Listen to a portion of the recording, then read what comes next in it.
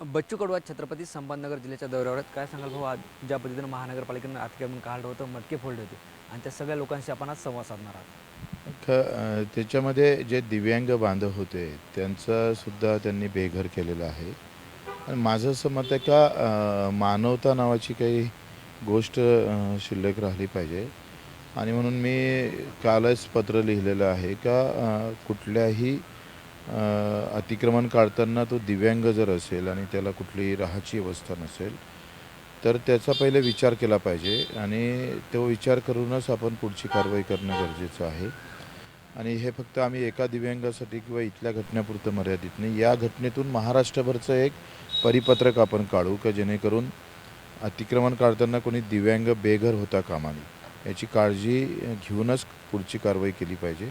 अशा प्रकारचं भूमिका आमची आहे आणि त्यासाठी आपण त्यांना भेटतो आहे. त्यांच्या आता आम्ही जागा पाहतो आहे त्यांना कुठं देता येते का, तर जागा एका ठिकाणी दाखवली पण त्यांना ते पसंत आली नाही. तेपर्यंत भाड्याच्या घराची व्यवस्था आणि त्यांचं भाडं आम्ही जेथपर्यंत त्यांना जागा भेटत नाही तेपर्यंत आम्ही करू.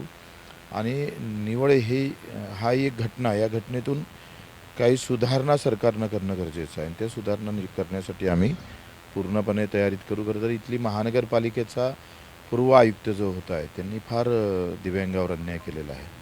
24, 25, 26चा कुठलाही निधी दिव्यांगाचा कल्याण निधी वाटप केला नाही. एकाही दिव्यांगाला घरकुल दिलं नाही. हे खूपच प्रशासनाची मानसिकता आहे. म्हणजे घरकुल तर दिलंच नाही, उलट तोडून टाकले. तर ही जी अधिकाऱ्यांची मानसिकता आहे ना, हे खूप म्हणजे ते म्हणतात ना थोबाडीत मारा जोगतीच आहे. आपण जर बघितलं तर काल उपमुख्यमंत्री एकनाथ शिंदे यांचं हेलिकॉप्टर भरकटलं होतं, पण सुदैवानं काही झालेलं नाही. काय काल उपमुख्यमंत्री एकनाथ शिंदे यांचं हेलिकॉप्टर भरकटलं होतं. मला वाटते शिंदे साहेबांनी यावर फार दक्ष राहणं गरजेचं आहे. काही घटना देश पातळीच्या ज्या पाहिल्या त्या फार विचार करण्याजोगत्या आहे. सुदैव चांगलं होतं, नशीब बलवत्तर होतं म्हणून ठीक आहे, पण ह्या सगळ्या काळजी घेऊनच त्यांनी हा प्रवास केला पाहिजे. मला असं समजलं होतं का अजितदादा काचेच्या बॉटलमधून पाणी पिणं सुरुवात केलं होतं. त्यांनी फार या बाबतीत म्हणजे गंभीरता घेतली होती. पण पुन्हा त्यांचा अपघात होऊन मृत्यू होणं हे फार म्हणजे एक नेतृत्वच संपून गेल्यासारखं होतं.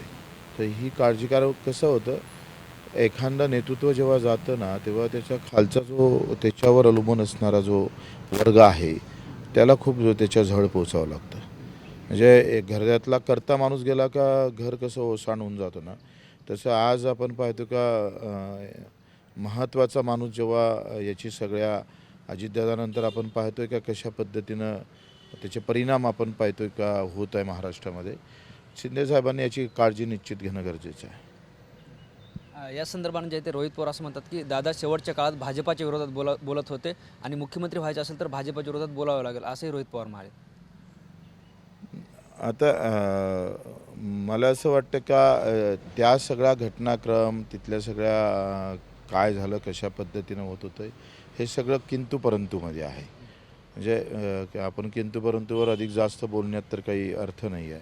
जेव्हा स्पष्ट होईल किंवा काही स्पष्टता येईल तर तेव्हा आणि त्यासाठी प्रयत्न केला पाहिजे ना. आता रोहित पवारजी एका इकडे ते प्रश्न उभे करतात आणि दुसऱ्या इकडे ज्यांनी प्रश्न उभे करायला पाहिजे किंवा त्यांनी मंथन चिंतन करायला पाहिजे त्यांच्याकडून जो खरं तर विषय समोर एकदा स्पष्टीकरण होणं गरजेचं आहे का हे वारंवार रोहित पवारांनी सांगायचं का हा घात आहे आणि त्यांच्या सोक्यानं सांगायचं का हा अपघात आहे.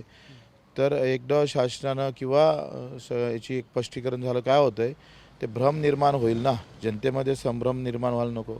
स्पष्टता होणं फार गरजेचं वाटतं. बरं, नाशिक येथील TCS प्रकरणातील आरोपी निदा खान याला जे आहे ते छत्रपती संभाजीनगरमधून रात्री अटक करण्यात आली. कशामधलं नाशिकमधील जे TCS प्रकरण आहे जिहादचं धर्मांतरासाठी दबाव, त्या प्रकरणातील आरोपी निदा खान याला जे आहे ते रात्री अटक करण्यात आली. मला वाटतं का असे जे लोक आहे जे धर्माच्या नावावर परिवर्तन करण्याचं किंवा दबाव टाकून असेल ते कुठल्याही धर्माचे असू दे त्यांना खरं तर पावबंदी घालणं, त्यांच्यावर वेगळ्या प्रकारच्या देशद्रोहाचा जे काही असेल ते गुन्हे दाखल करून याच्यावर सक्ती फार अभियान छेडणं. कारण काय होतं आहे, काही निवडक लोक हा प्रकार करतं आणि त्याचे परिणाम समाज मनावर फार जास्त होते.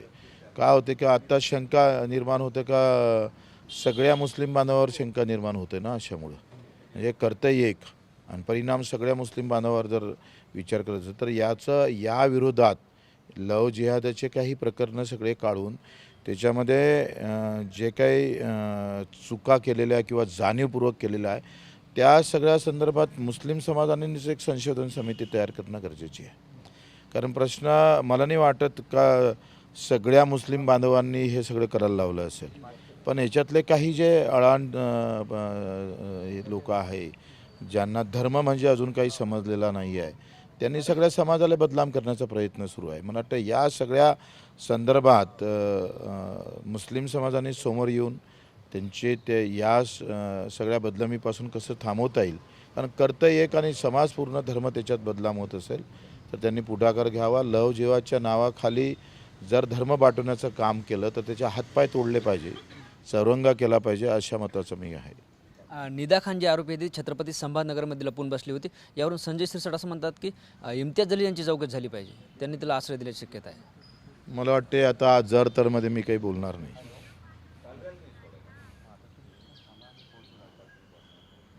एक संजय गायकवाड यांचं एक वक्तव्य समोर आलं आहे. ते असं म्हणतात की रामायण हे रामाच्या काळात लिहिलं गेलं आहे आणि वाल्मिकी ऋषींनी रामायण ते एकरी भाषेत लिहिलं तरी त्यांना तो अधिकार होता, ते वयानं मोठे होते.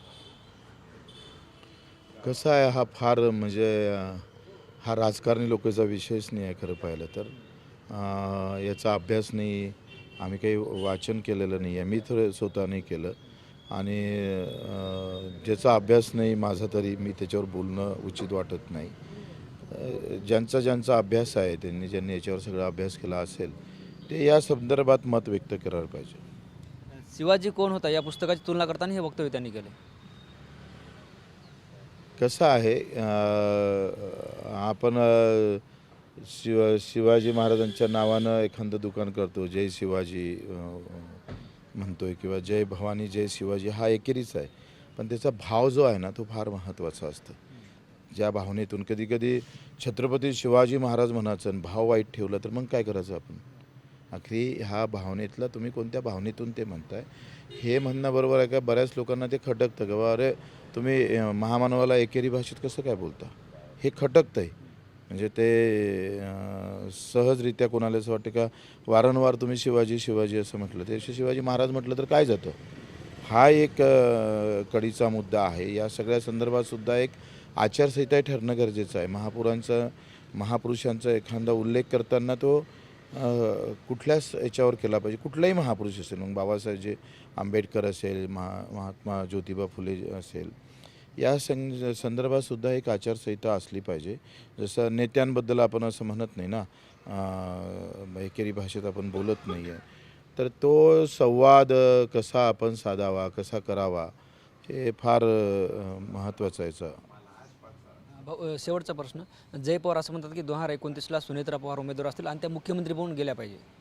बरोबर आहे ना, प्रत्येकाचं तर मत असं असणंच ना. आम्ही त्या दिवशी हेच म्हटलं आहे का आम्ही शिवसैनिक म्हणून एकनाथजी शिंदेंनाच मुख्यमंत्री म्हणून पाहू, भाजपवाले फडणवीस साहेबांना म्हणेल, राष्ट्रवादी पवार ताईंना म्हणेल. हा याच्यात गैर काय आहे. त्यात भाजपवाल्यांनी वाईट वाटून घ्यायचं कारण तरी काय आहे. कसं आहे, तुमचं असं म्हणणं आहे का तुम्ही युती केली म्हणजे तुम्ही आमचंच मुख्यमंत्री व्हावा असं जपत राहावं, असं थोडं असतं काही. आम्ही आमच्या पक्षाचा कसा काय मुख्यमंत्री होईल हा प्रयत्न करणं गैर असेल तर मग तर चुकीचंच आहे. असं कसं शक्य आहे. काही लोकांना टीका केल्या का बाबा बच्चू कडू चुकीचं बोलतो वगैरे, म्हणजे हे प्रत्येकाच्या मनातला विषय आहे, तो आम्ही फक्त बोलून दाखवला आहे. तुम्ही भाजपच्या कार्यकर्त्यांना विचारलं आणि तुम्ही जर म्हटलं ते काय असं म्हणेन का एकनाथजीच मुख्यमंत्री पाहिजे असं म्हणतंय, मग आम्ही असं म्हटलं तर पोट दुखायला का लागतंय. निश्चित बघतोय आपल्यासोबत आमदार बच्चू कडू होते, ज्यांनी आपले संवाद साधला. कॅमेरा पर्सन अमित ताडेसह ज्ञानेश्वर लोंढे, TVN मराठी, छत्रपती संभाजीनगर.